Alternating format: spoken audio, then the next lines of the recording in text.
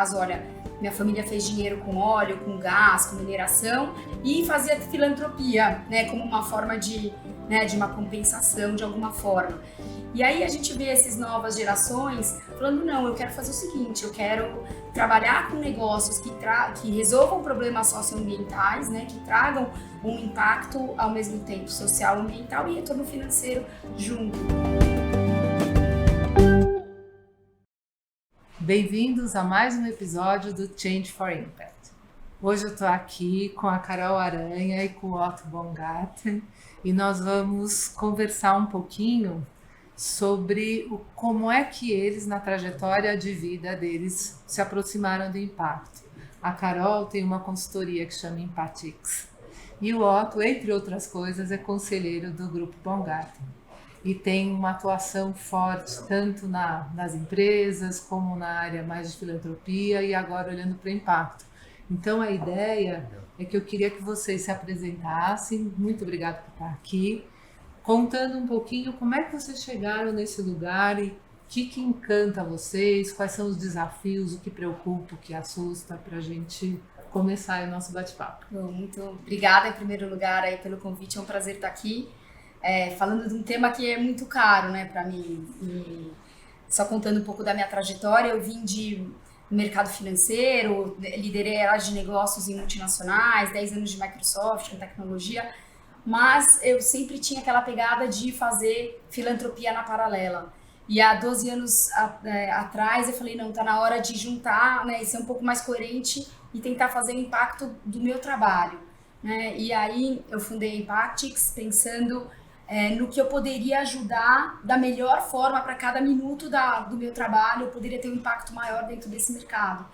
E eu comecei ajudando a estruturar fundos de investimento com esse olhar de impacto, ajudando empresas a estruturarem planejamentos, né, e estratégias mais sustentáveis, né, e ajudar aí startups de impacto socioambiental a se desenvolverem. Então tem sido uma trajetória super interessante ver o amadurecimento desse mercado ao longo dos anos, ver até o impacto, né, de certa forma positivo que trouxe nas pessoas a pandemia, de uma maior mobilização, mas tem muita história boa aí para poder contar. Tá bom. Você, Otto, conta um pouquinho como é que você encontrou esse assunto do impacto. É interessante ouvindo a Carol, né? Acho que nesses últimos anos, acho que esses últimos 10 anos, o mercado ele vem se amadurecendo muito, né? Nessas questões de impacto. Eu antes de trabalhar no grupo, eu trabalhei na Itaú, trabalhei na Toshiba, morei um tempo nos Estados Unidos, também morei no Rio de Janeiro, né? E foi muito bom conhecer diferentes culturas, diferentes realidades. Quando a gente volta para casa, a gente vê que o que a gente está fazendo dentro da empresa, acho que a gente passou por um ciclo, né? Antigamente a empresa era focada em produto, depois a empresa passou a ser focada em cliente, e acho que agora a empresa está cada vez mais focada no ESG, né? Então nós sempre atuamos aqui como família com filantropia, né? Ajudando a comunidade no entorno, as escolas, as creches, as igrejas, algum pedido que vinha de alguma organização sem fins lucrativos. Então nós sempre atuamos ali e ajudamos. E a partir daí a gente começou a identificar a oportunidade de fazer uma doação mais sustentável, mais perene, onde a gente promove esse desenvolvimento dessas organizações para que ampliem seu escopo de atuação, ampliem a gama de receptores, né, de doadores. Então acho que é a partir daí que a gente começou a olhar e se aprofundar que dentro do tema de impacto tem uma infinidade de formas que a gente pode medir retorno, medir métricas, trazer formas da gente apoiar em gestão principalmente. Eu queria até pedir para você contar um pouquinho, porque já conversei algumas vezes também com a Karen, sua irmã e tudo, quando você, vamos dizer, essa vontade, quer dizer, essa filantropia que vocês já tinham o hábito de fazer e que de repente vocês hoje, dentro da empresa, vocês já estão com ações bastante direcionadas para que isso aconteça naturalmente na empresa, né? Não precisa ser a empresa faz de uma forma e a filantropia vai lá e faz de outra maneira, né? Uma coisa mais integrada porque a Carol, pelo que eu vejo, faz um monte de trabalho hoje com famílias e com empresas também nesse alinhamento de tudo isso, né? Que o ESG, na verdade, ele vem assim ajudar nesse sentido a ser provocado dentro das empresas esse olhar de você continuar fazendo o que você faz, com lucro e tudo mais, mas de buscar também no dia a dia ter um lucro social e ambiental, né? Queria que você contasse um pouquinho o que vocês estão fazendo lá dentro, de novo, porque acho que inspira outras famílias, outras empresas a também fazerem alguma coisa nesse sentido. Legal. Nossa principal motivação, que sempre foi um drive nosso, né, um motivador nosso, de sair a campo, conversar com o cliente, visitar as oportunidades, conversar com o empreendedor. E foi muito marcante. Eu e a Karen, nós fomos ali até o Vivenda, que é uma das empresas parceiras aqui do ICE, recebeu investimentos. E a gente se deparou com uma organização que, na verdade, é o 2.0, né? 2.5, uma empresa focada no segmento de construção civil, de reformas para a população menos favorecida, favelas, digamos, né? E a gente visitou e a gente se deparou com uma realidade de que o Vivenda, ele já utilizava nossos produtos e todos os produtos de primeira qualidade do segmento de construção civil, né, os fabricantes de material de construção civil. E o nosso produto ali era o segundo mais representativo, o impermeabilizante. E a gente olhando, entendendo que a gente já tinha muitas hipóteses, né, mas quando a gente vê que a população menos favorecida, eles querem sim os produtos, número um, os produtos de qualidade, e que eles estavam precisando de acesso facilitado, né? Fazendo um parcelamento através de um microcrédito. E eles não querem de graça. Eles topam pagar juros em cima das parcelas, desses parcelamentos. A gente viu que é perfeitamente viável você ter uma empresa como o Vivenda, que causa um impacto. Você promove o crédito, foi uma das primeiras plataformas aí que fizeram uma captação de uma debenture para poder custear essas micro e pequenas reformas ali. Não existia nada de literatura, né? Então eles foram conversar com o Santander e falou assim, olha, para a gente poder te apoiar, a gente precisa criar uma literatura, precisamos criar um case para que a gente possa atuar de uma forma um pouco mais abrangente. Foi isso que eles fizeram e através também do nosso parceiro, da nossa rede de relacionamentos, nós trouxemos outros parceiros para dentro do Vivenda. Então ali foi o principal ponto, e você faz a visita no campo e você conhece a história de pessoas assim milagrosas, histórias maravilhosas, histórias de superação, e então acho que isso traz muita energia para essa nossa atuação, e fortalece ainda mais a nossa paixão, né? Que a gente vê os produtos que a gente fabrica causando impacto. A gente pratica um preço social, um preço um pouco mais acessível, e a gente faz um controle da distribuição desses produtos para que eles sejam efetivamente aplicados para essa comunidade que mais necessitada e que precisa muito.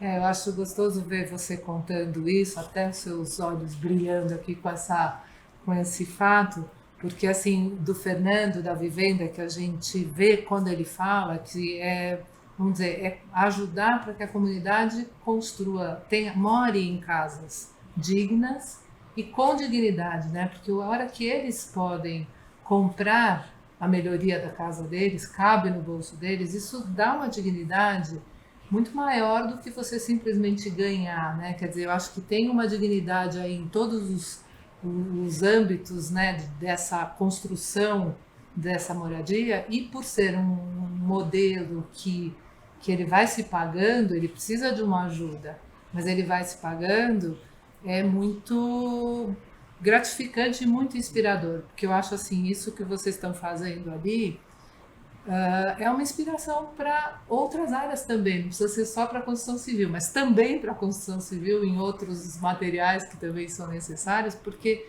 não dá para a gente encarar, né, pensar que as pessoas não conseguem minimamente morar com dignidade, né? Assim, a gente fez visitas no projeto deles e é bastante impactante, né? Quando você olha e a alegria da família que passou pela reforma, né? Você fala, nossa, realmente é uma área que, né, emociona, assim, né, essa mudança. Carol, você que olha aí para outras famílias e outros estilos de negócio, como é que você vê essa mudança? O que você tem assistido, né? Porque a gente acredita que situações como essa são as primeiras que vão acontecendo e inspirando uma mudança maior, né? É interessante notar que ao longo do tempo, né, e eu vejo, como eu trabalho bastante também entre gerações, é interessante analisar as famílias que antes ganhava dinheiro, né, e muitas vezes, assim, eu vejo casos, trabalho com casos, olha, minha família fez dinheiro com óleo, com gás, com mineração, e fazia filantropia, né, como uma forma né, de uma compensação de alguma forma. E aí a gente vê essas novas gerações falando, não, eu quero fazer o seguinte, eu quero trabalhar com negócios que resolvam problemas socioambientais, né, que tragam um impacto ao mesmo tempo social, ambiental e retorno financeiro junto. Então eu sinto que as novas gerações, claro que a filantropia nunca vai deixar de existir, né, e ela é necessária, mas eu vejo as novas gerações tendo um mindset um pouco diferente. Né? E é muito interessante ver essas discussões intergeracionais, né, de cabeça, porque isso tudo muito novo para os nossos avós, né? Ou os nossos avós bom, você faz dinheiro aqui, ajuda ali. E aí a nova geração quero fazer de um jeito certo, né? De um jeito que resolva os grandes problemas do mundo. E aí é interessante essas discussões, é interessante como isso tudo é feito, né? E planejado na família, e como é que isso evolui para desde formar uma tese de investimento, né? Então entender as causas, o que motiva, né? Muitas vezes o que motiva uma pessoa na família não é o outro, então isso até serve muitas vezes até de uma linha mestra, né? De um ponto em comum que muitas vezes até une as famílias, né? Em pensar o legado que ela quer deixar para as próximas gerações. Então, tem muita história maravilhosa aí, de mudanças intergeracionais, e como expectativa eu sou super otimista, né? Porque a gente tem aí a questão da grande transferência de riqueza, né? A maior transferência de riqueza da humanidade acontecendo nos próximos anos, já vindo para essa nova geração que tem um mindset realmente diferente.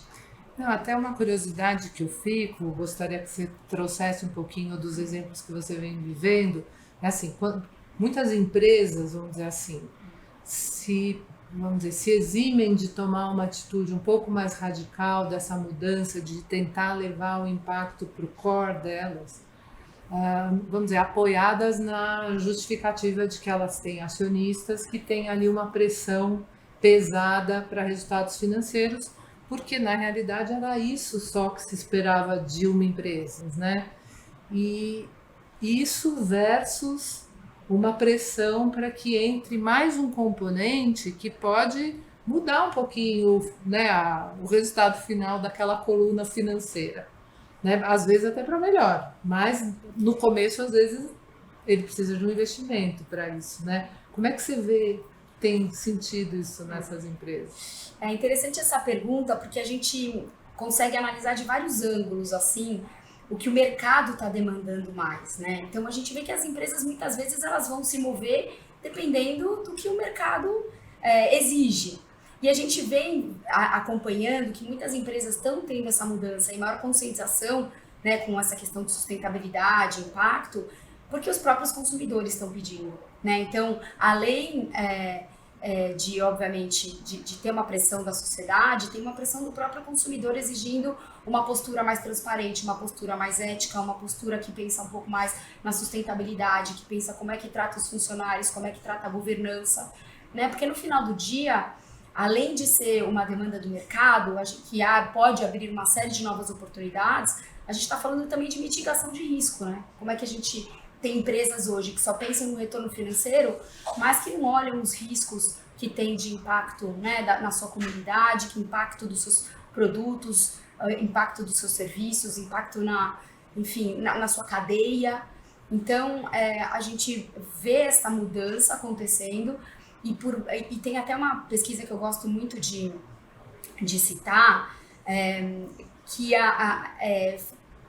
tem um grupo de empresas que foram analisadas dentro da Bolsa, né, dos Estados Unidos, das 500, que dividiam entre as empresas que só pensavam de um lado o impacto simplesmente de retorno financeiro e do outro lado aquelas superposicionadas como impacto ambiental e social. E foram acompanhando isso ao longo do tempo e viram que as empresas hoje que mais crescem, mais rápido, inclusive pelo ranking da Fast Company, são as empresas que têm uma maior sensibilidade de impacto, de retorno, impacto social e ambiental. Então a gente já vê essa mudança acontecendo no mercado, a gente já vê investidores demandando maior governança, maior atenção para o impacto socioambiental, e a gente vê o mercado, né, o futuro, essa nova geração demandando. Então eu sou muito otimista com essa mudança que as empresas devem ter nos próximos anos. Otto, você do lado do empresário, né? Então, como é que você vê toda essa fala da Carol aqui? Como é que você sentiu isso tudo? Não, eu estava aqui refletindo, né? Acho que assim, esse ponto que a Carol traz é muito importante, né? O que o mercado está demandando, né? E, na verdade, muitas vezes a gente pode olhar isso pelo que é o mainstream, né? Onde é que estão todos? E acho que aí vem o papel do empreendedor de olhar e falar assim, existem algumas oportunidades que não estão sendo exploradas, que eu posso ir lá e desenvolver. Eu acho que isso vem muito nessa análise e esse ponto que eu falei desses últimos 10 anos, que a gente vê que assim, o mercado brasileiro ele é um mercado jovem, quando você compara com mercados americanos, com mercados europeus. Então, o empreendedorismo aqui ele está indo numa curva de aprendizado e acelerado, né? Então, o fast, fail fast, né? Que é a cultura muito americana, né? Aqui isso ainda é um paradigma, né? Mas acho que já está começando a ser quebrado e eu quero empreendedores com experiência, né? Então, quando a gente olha nesse quesito, acho que tanto de produtos para você desenvolver o canal correto, o funding, né? o investimento, ferramentas para você poder apoiar o empreendedor, as comunidades que estão sendo criadas, onde os próprios empreendedores possam se relacionar. Eu acho que é um ponto de base desse primeiro ponto, né? E também acho que quando a gente olha, temos que acreditar, né? Quando a gente viu lá atrás essa oportunidade do Vivenda, era uma startup que estava crescendo num mercado enorme, déficit habitacional, mais de 30 milhões de pessoas morando em situações inadequadas de moradia. Então a gente fala, puxa vida, se essas moradias tivessem, metade delas, um reboco como o da City, o mercado seria enorme, né?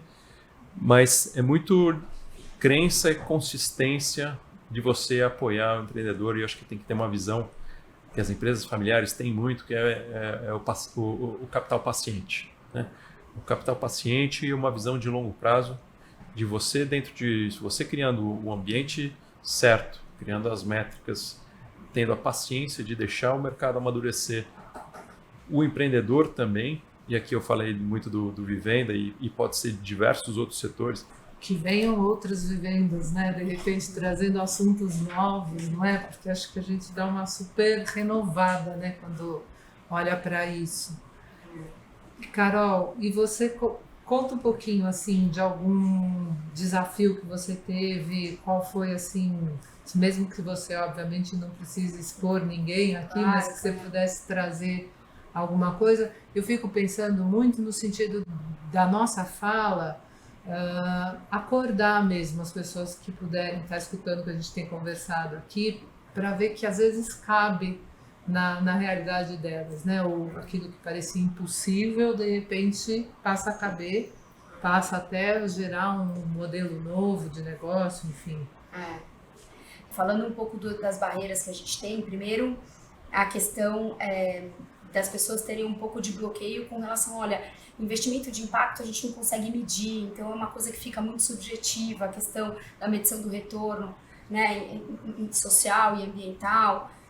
E eu sempre digo, na verdade, porque falta um padrão, né, Renata, assim, não existe, e acho que a gente nunca vai ter um padrão que regulamente, que consiga colocar tudo na mesma régua, todas as oportunidades de negócio de impacto, porque não adianta eu conseguir comparar, por exemplo, o investimento que é feito numa escola que vai trabalhar socioemocionais no Fundamental 1 com uma iniciativa que sequestra carbono, né? Porque eu não consigo comparar a banana com maçã. Então, por isso que ainda hoje continua sendo um grande desafio a medição de impacto para trazer um conforto para os investidores, para falar, não, eu vou botar dinheiro aqui, porque aqui eu sei que além desse retorno financeiro tem esse impacto. Mas eu sempre falo que a gente pode ter um olhar um pouco mais não flexível, mas a gente pode estabelecer métricas que não precisa ser nada complexo, nada sofisticado, mas que efetivamente represente o core do negócio, o impacto que ele vai ter dentro do mercado. Né? Então eu citaria um dos primeiros essa questão da necessidade de medir e da insegurança que as pessoas têm com relação a isso. Eu acho que outro ponto importante, não sei se vocês vão concordar comigo também, o Otto sabe da questão do greenwashing, né? Porque a gente sabe que tem muito dinheiro carimbado para fazer impacto no mercado, mas tem muita gente também se travestindo de green para conseguir acessar esse bolso, né? E aí como é que a gente efetivamente percebe que é legítimo, né? Que é efetivamente um negócio que olha e que busca resolver problemas socioambientais, né? Então, hoje eu acho que é um grande desafio, e mesmo não só na questão do universo do impacto, né, dos negócios de impacto, mas isso também em ESG. A gente vê aí a quantidade de fundos que colocam aí um rótulo de green ou de sustainable, que na verdade quando você vai olhar, enfim, não tem nada por ali. Então eu citaria esse também grande desafio que tem, mas também que as pessoas não devem se deixar bater, né? Não devem se deixar paralisar por esse medo de greenwashing, mas estudando, verificando, né? Co-investindo com pessoas que já saibam melhor, ou tendo um bom gestor do lado, são mitigadores, né, dessa questão dessa insegurança para poder investir em impacto, né? Então eu gostaria de citar esses dois pontos aí que são as grandes, eu diria que são grandes barreiras aí. E um terceiro ponto que eu acho que as pessoas acham que investir em negócios de impacto você precisa ter um volume grande de dinheiro ou para... E não necessariamente, a gente tem aí plataformas hoje que dão você consegue investir a partir de R$10 em negócios de impacto, né? E claro, né, a gente está falando de uma classe de ativos que é venture capital, né, que geralmente é alto risco, né? Mas você pode fazer lá a sua alocaçãozinha menor para não deixar de investir. Então esse eu acho que é outro grande paradigma, mas que eu gostaria de quebrar, porque a gente, se quiser investir, tem como. Bom. Não, até, na verdade, a gente até tem um compromisso de um tempo mais encurtado aqui para a nossa conversa. Então eu fico pensando assim que seria legal se vocês pudessem deixar um convite para quem estiver escutando, o que as pessoas podem fazer para poder conhecer esse universo, se encantar com ele, né? Assim, o que de fato para vocês fez com que vocês tivessem esse interesse grande e estão encantados com ele, porque eu penso, uma coisa é você olhar por uma curiosidade, né? Então, o primeiro passo é comece, escolha uma causa, comece com 10, 100, R$1.000, R$10.000, não importa. Acho que é a partir daí que você começa a ganhar aprendizado para que a gente sacie essa vontade de conhecer o desconhecido, né? Então acho que o primeiro ponto é isso. Acho que conversar com pessoas que já estão um pouco mais amadurecidos nesse processo, já estão aí há um pouco mais de tempo. O próprio ICE é uma referência nisso, né? Tem muitas famílias que têm feito esse investimento. A gente tem feito esse investimento de uma forma coletiva, né? Juntamos famílias, escolhemos causas, decidimos juntos, erramos juntos, aprendemos juntos e acertamos juntos. Então, essa forma de investimento traz muito aprendizado, porque possibilita a troca entre as próprias famílias, é um networking muito legal, e assim, a gente vê que a gente aprende muito nesse processo, né? O outro ponto importante é ter uma assessoria jurídica que possa te orientar, né? Acho que a legislação brasileira ela é muito antiga, mas a gente vem vendo, a gente vê que alguns novos marcos têm sido conquistados, né? O novo marco das startups, né? Podem nos procurar aqui, a gente gosta muito de receber pessoas e contar um pouco da nossa trajetória. Eu comecei em 2017 fazendo um investimento no primeiro empreendedor, que já teve uma saída exitosa, mas eu tive muita sorte, porque eu acabei escolhendo o empreendedor correto, no mercado certo, no timing certo. E tem outros investimentos que tem dúvidas, né? Não sei se vão vingar ou não, mas como esse setor de VC é mais ou menos assim, a cada 10, né? Isso aqui é pior a estatística, né? A cada 100 ou a cada 1000, 5% vão dar muito certo e vão pagar pelos aqueles investimentos que você vai acabar perdendo. Talvez uns 50% vão ficar ali na média, vão te trazer algum retorno. E talvez 40% são investimentos que não vão dar certo. Mas, como eu digo, a gente não tem certeza se a gente vai ganhar dinheiro. Mas o importante é ter uma jornada de muito aprendizado e muita diversão, que tem que ser bom, né? Acho que tem que trazer uma satisfação grande para a gente. Os horizontes, né? Se renovam, né? Então, obrigado. Obrigada a você. Não, acho que os pontos que ele traz são ótimos, assim. Inclusive, a gente fez parte juntos, né, de uma iniciativa do ICE até do For Impact, juntando investidores para justamente co-investirem e aprenderem juntos. Eu acho que essa foi fantástica a experiência, está sendo fantástica, porque a gente realmente, né, tem essa oportunidade e disso vem a questão realmente conte com outras pessoas que entendam, troque ideias, né? E eu adicionaria alguns pontos a mais, que, por exemplo, tente mentorar, né, negócios de impacto, porque eu sou uma apaixonada por esse mercado, né? Eu sempre eu brinco que eu saio muito melhor quando eu mentoro. O ganho para mim é muito maior do que para a própria empresa que eu mentoro, porque a gente acaba aprendendo muito, sentindo o pulso do mercado, e ao mesmo tempo contribuindo com a nossa área de expertise, né? Então, acho que isso também é um ponto que vale a pena. Eu acho que quando o Otto fala pesquisa, estude, eu acho que tem plataformas maravilhosas para a gente conseguir acessar uma quantidade infinita de negócios. Então, a própria Pipe Social aí tem milhares de negócios de impacto em todos os segmentos que você pode imaginar. E aí a gente pode, pelas próprias ODS, né, os Objetivos do Desenvolvimento Sustentável, entender quais são as empresas que resolvem quais ODS, que também é muito encantador, porque a gente vê que tem empresa aí tentando resolver problemas de todas as ODS, né? Então, eu acho que isso também é um outro ponto interessante quando for estudar, né? Tem a Quintessa, tem as próprias aceleradoras com pipeline maravilhoso, e cada vez mais iniciativas que juntam esses negócios de impacto de uma forma em que você consiga acessá-los de uma forma mais direta. Muito bom. Muito obrigada a vocês pela presença aqui, pela, né, abertura em trazer aí, né, todos esses aprendizados, esses desafios todos que vocês vêm superando aí nesse campo, né?